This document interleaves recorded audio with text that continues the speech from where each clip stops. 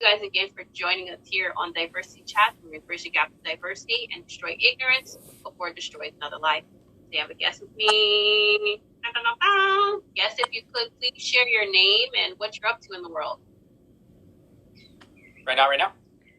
I'm Aaron Sanchez. I live in Bakersfield. I go to the same church as LaQuisha, and it's a very cool church called Discovery. What I do in the world is I'm a health coach, health lifestyle coach, the full holistic approach, from mindset to habits to tools, insights, and strategies, the whole shebang. And I've been doing that for nearly 10 years now, and it's been really fun. On top of that, I was lead physical therapy tech for 6 years. I've done physique bodybuilding shows. I won those. I've been mentored by awesome doctors of physical therapy, United States multi-sport Olympic coaches, and world champion bodybuilders, and UCSB strength and conditioning coach, which is the same person. It's been fun. It's been really fun. A lot of stuff. So you've done this a lot in your life. Yes. Which is great. That's cool. Got it. With my story. Yeah. Well, I definitely want to hear more of your story. Some of my qualifying questions I do here at the beginning, not really qualifying, but my standard question. So you said where you're at.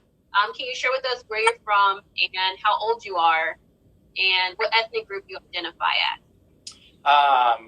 You said. Sorry about that. Oh, there you are. Cool. Where are you from? I'm from Pico Rivera, Los Angeles, originally. Moved here when I was like 11 or something like that, to Bakersfield, California, where I'm at the moment. Traveled to Santa Barbara for 7 years, Chicago for 3 years, LA for a year again, and now back to here. My ethnic group is Mexicano, right? I asked this Mexican guy once. I'm like, "So you're Mexican, right?" He's like, "Mm-hmm." I was like, "Bro, like I heard everything. They said you're Mexican." He's like, "I'm Mexicano." And I was like, so true. True. You got, so now. You gotta say it right. What's up, bro? You gotta say it right. Yeah, you gotta say it right, apparently. So he totally got me, and it was awesome. Let's see, what else? But I'm also, Yaqui, which is still in the same kind of realm of Mexico, Sonora, Sinaloa, something like that.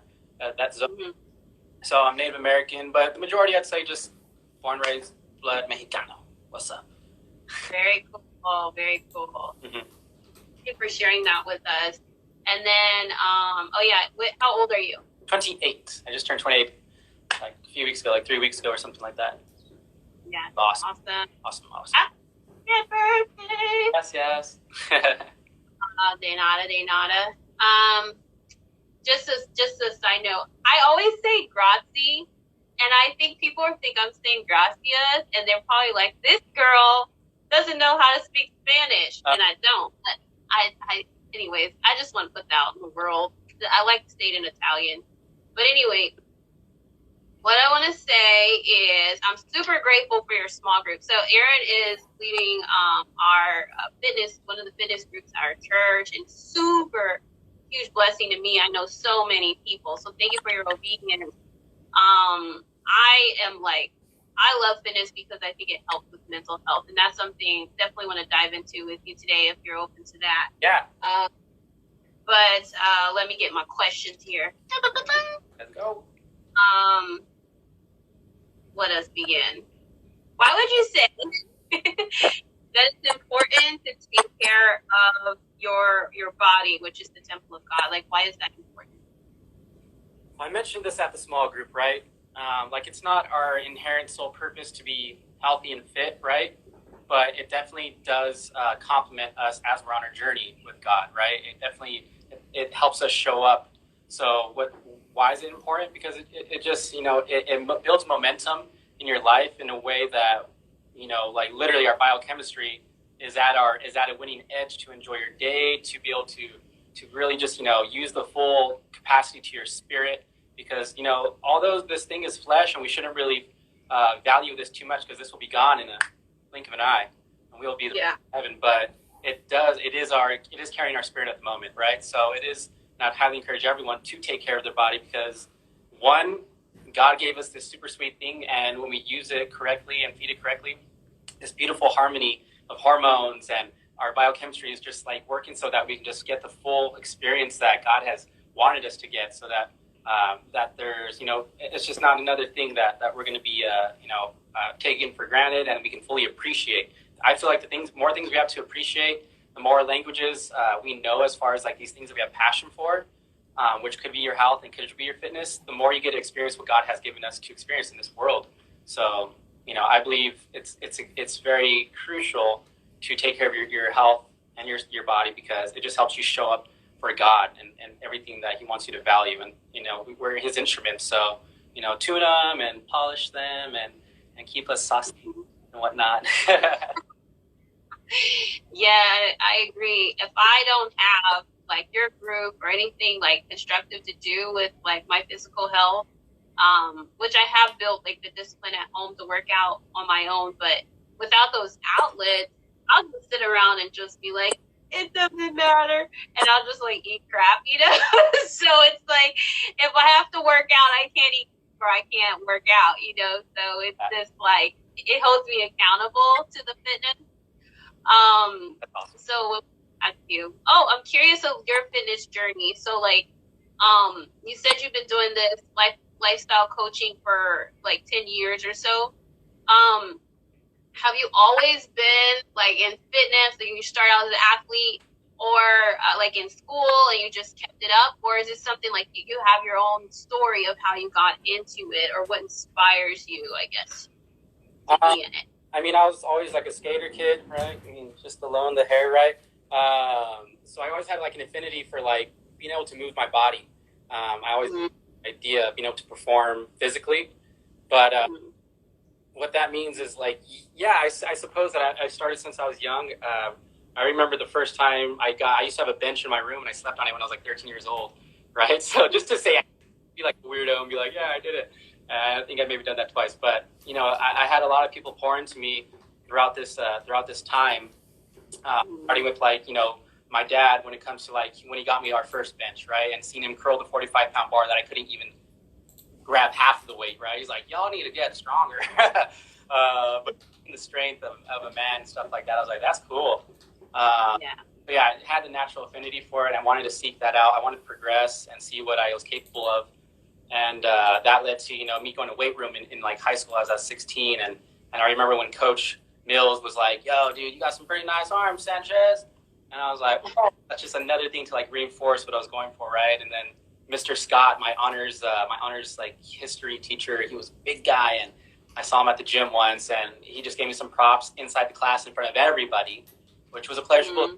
So again, another reinforcing time where this dope dude just poured into me, and it was awesome. And I was like, well, I should probably just keep doing this. It really does make me feel good. And then later on in life, just being that person and pushing people, because I saw how much it really benefited myself and others. And that kind of, again, just conditioned me to want to show up in this arena for people. And later on, going through my first couple years of college, didn't really do too well, but I always had that capacity to push someone. And my friends liked working out with me because I was there and I was helping them progress. And I always just wanted to do that. That's just natural for me. And then later on, coming here, because I wasn't too good in the beginning portions of my college, I just stuck to my guns, and that led me to become a lead as an intern and being mentored by all these dope people. First the Doctors of Therapy, then the world champion / UCSB strength conditioning coach, that's Santa Barbara. Later on, being mentored by an awesome woman named Megan Simonetti, a great, smart, awesome doctor, an awesome woman that just poured into me and like refined my perspective and my certainties behind how I can help someone. And I swear, her and I, being in that physical therapy, like a NASCAR pit crew, just people coming in, just and like getting them out and seeing them be from like doubt and frustrated and pain to like thriving and excitement and healing, and like, oh, it was night and day sometimes for some people. And it was just, these are these things that God put in my journey to say, you just need to be here. Like, this is something I believe is pleasurable for you, and you should keep it up. Whatever you are as far as your journey, this is going to be something I always want you to do, at least, so far, right? I'm letting God reveal my journey, my story. He hasn't told me to stop doing this. And it's been really fun later on now, since I've experienced all this stuff and it helped so many people. God finally let me enter his kingdom with this gift he's given me, and also just to go by the word and just be there and just have fun with some people. Oh no, let me see. Wait, I feel like I'm frozen. Am I frozen still? Your face is frozen, but your voice is not. Okay, now I don't hear you at all. I think you're coming back. Maybe. We'll pray. Lord, may the technology work properly.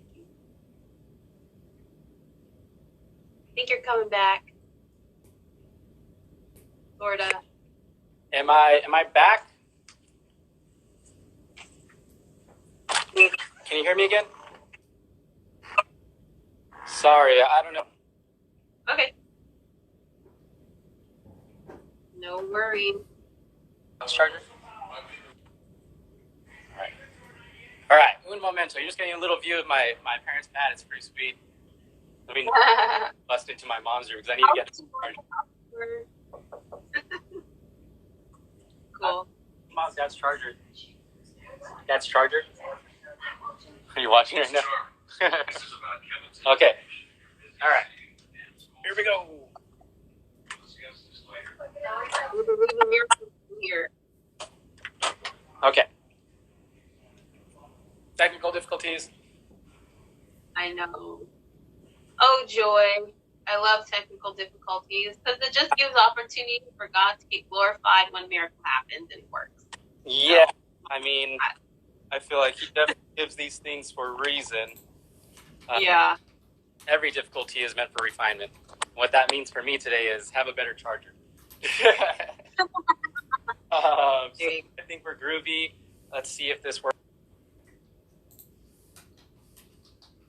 What's working? Maybe it's the location.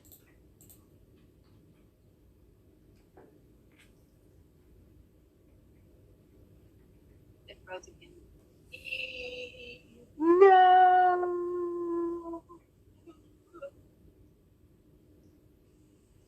Are we back? I think you're back. Awesome. Okay. Hello. All right, cool. Well, it sounds like you had a lot of influences in your path to encourage you to stick to what you're doing, and that's really cool. It's really important to always show up to life, be ready to be the blessing that people may need. And it sounds like those people were ready and available, and that's how you show up to life too. How do you feel like you're able to separate a very like let's say your industry is the fitness side of it can be kind of like vain, Fleshy. but you're not a vain person. So how do you separate that? How can you encourage people to not let their identity be shortened by their physical? There's more to them than that, because you said you do a holistic approach. Well, yeah, right. You're right. This industry can be super fleshy. That's what I say, right? Fleshy vein. How do I separate the two? Honestly, I feel like just understanding that, like I said, this is super, this body, it's going to be like dust, right? Just we are simply these dope spiritual beings that, we get to hang out with each other and bump into each other and, sharpen each other. So that's always how I've kind of naturally seen myself, and how I see themselves too. I'm like, yeah, this is a flesh. We do have the opportunity to influence it into a way we like, but that's not our entire story. That is definitely not our entire story. That will never be our entire story. So don't value it to the point where that's everything to you. You know what I'm saying? Right. And me coming from the industry, and why I do this now at church, is because I never liked that people in my industry never glorified God for this beautiful thing we had, right? And these capacities that we have innately, it's just by being a human. How do I separate the two? Is because I mean, me valuing my body, and then it's me valuing God, which is can't even, here we go, right way up here. They're two different things, right? I separate them two because they are two different things, and God is always the uppermost high, and again, the body is schmidt to me when it comes down to it, right? I am convicted, and that's why I do this at church, because I want to show people that we are so much more than these bodies, and and it's great to take care of them. But no matter what, the bottom line is that as long as you're showing up for Christ, that's what's good. That's what always be good, you know. And once you've done that, if you want to take this on, sure, all right, let's go. But I say value Christ over anything beforehand, and then you'll be able to kind of not take your body so personally. You know what I'm saying? You should, you know, you should definitely take responsibility, but don't take it so personally in reality. And that's kind of, I disassociate the two. And it's helped me. It's helped me big time. Big time.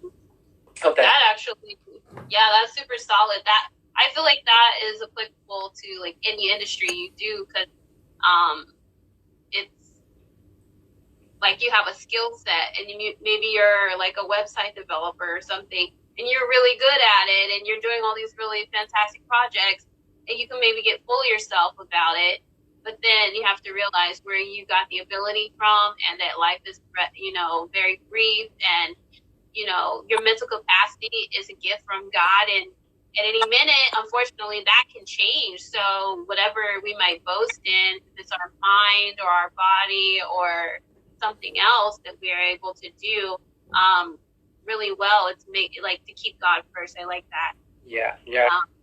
Someone messaged me something recently about, you know, boast about your weaknesses, because that's where God shows up, right?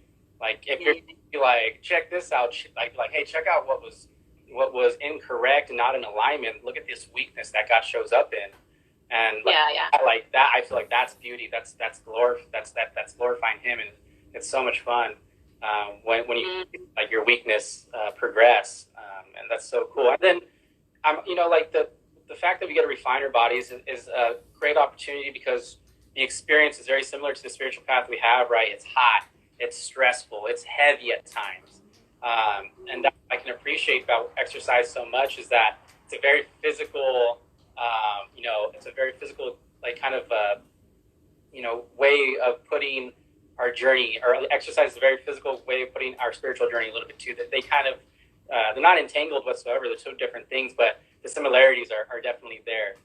That's what I love about exercise. Like when things get heavy, you know, find someone to help you through it, right?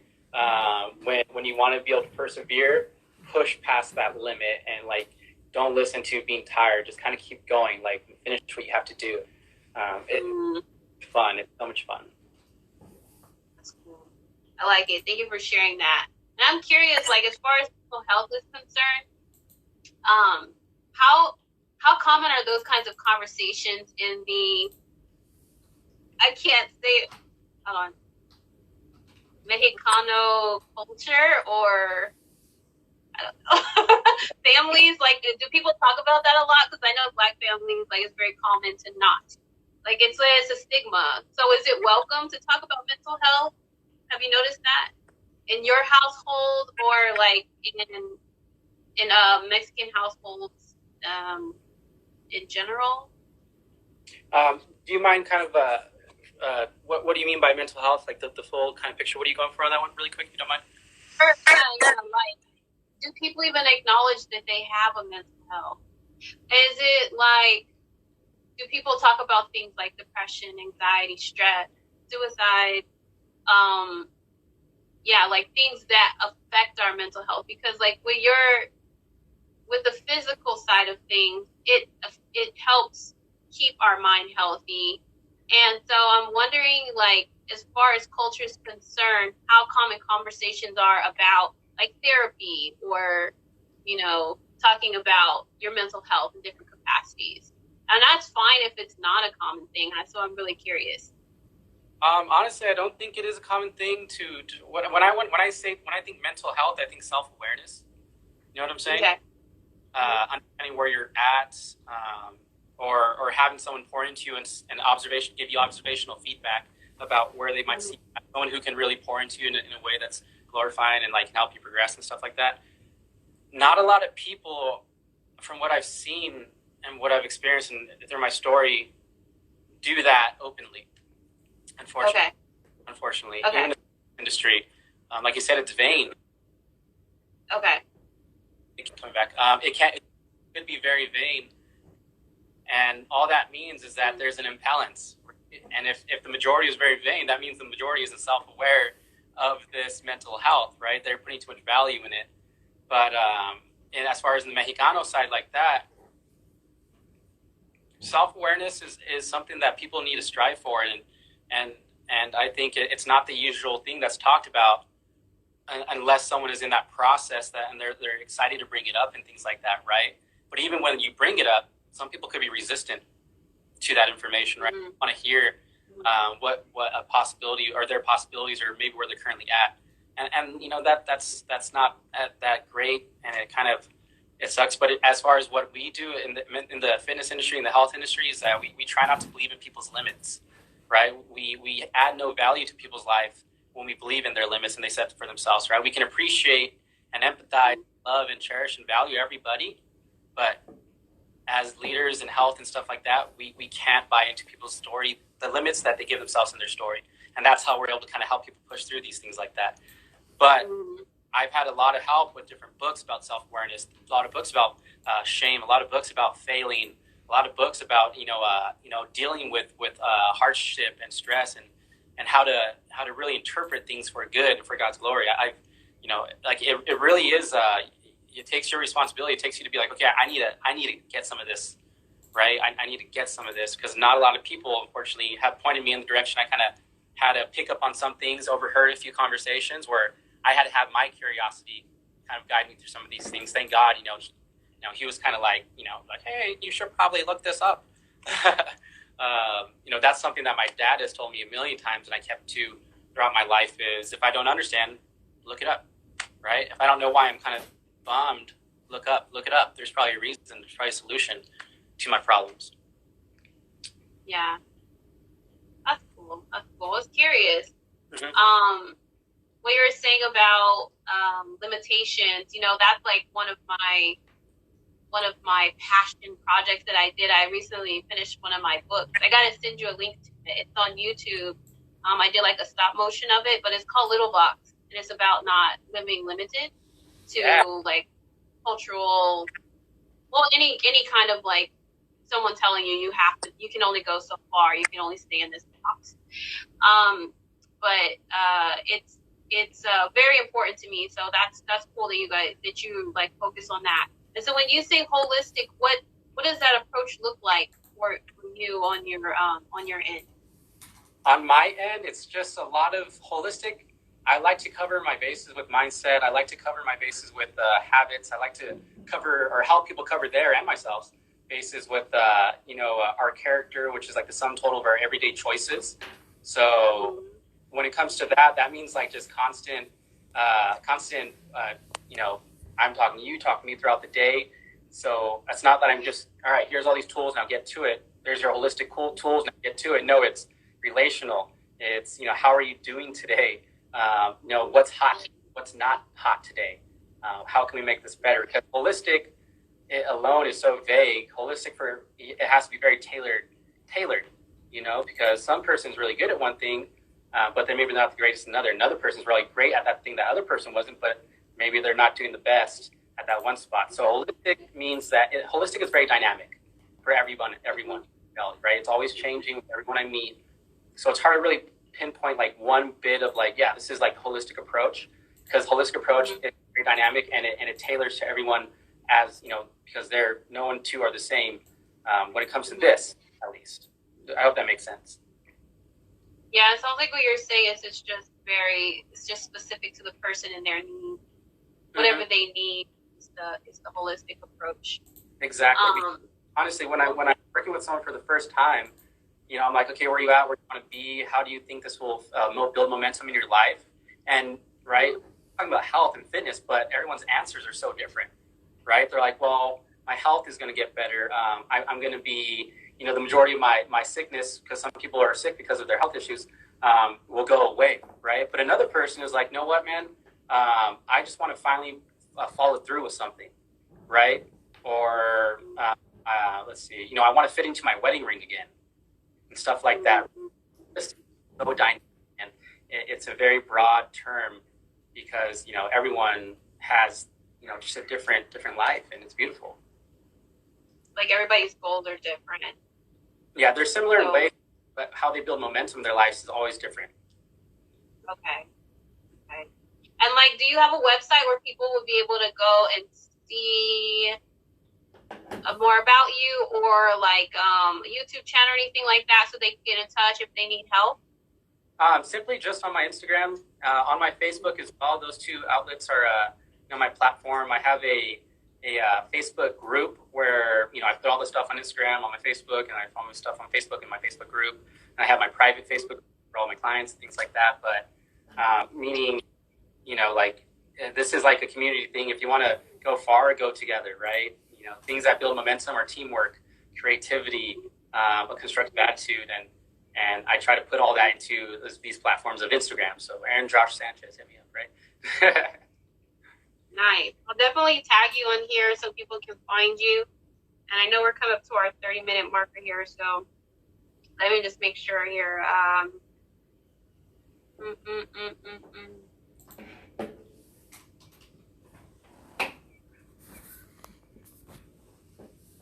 So this might be a little bit a loaded question. That's okay if it's kind of challenging to answer, because I never share my questions with my guests because I like organic flow. But like there's some people who are really struggling right now. So like people are, out of work, or they are having to take a job where they're not getting paid, as much as they want to, or they're qualified for work. There's people who are like just scared because of the pandemic. People are just worried, stressed, depressed. Some people with suicidal thoughts.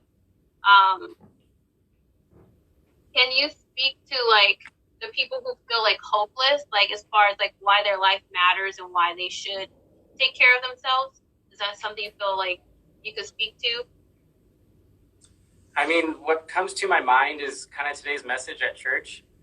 People are so caught up in the now and not the eternal.